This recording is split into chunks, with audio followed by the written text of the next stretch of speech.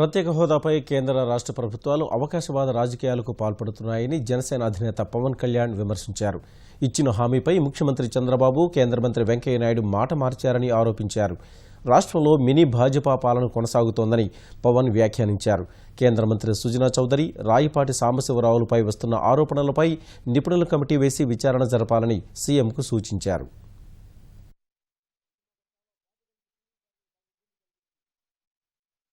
Peaceful protest చేద్దాం అనుకున్న యువతకి మీరు పర్మిషన్ ఇచ్చి ఉండాల్సింది. అది వాళ్ళు నిర్ణయించుకుంది. అదేదో ఒక పార్టీ పిలుపో ఇదే కాదు. ఈ రోజున మీరు ఆపేశారు, ఒక ఉధృతిని ఆపారు. దీనివల్ల మీరు పోస్ట్పోన్ చేయగలిగారు, కానీ ఆ ఉధృతిని దయచేసి ఇంక మీరు ఆపలేరు.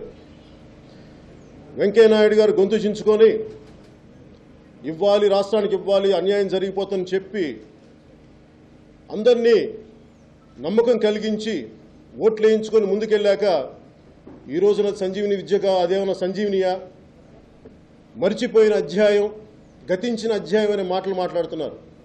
ముఖ్యమంత్రి గారు చంద్రబాబు నాయుడు గారు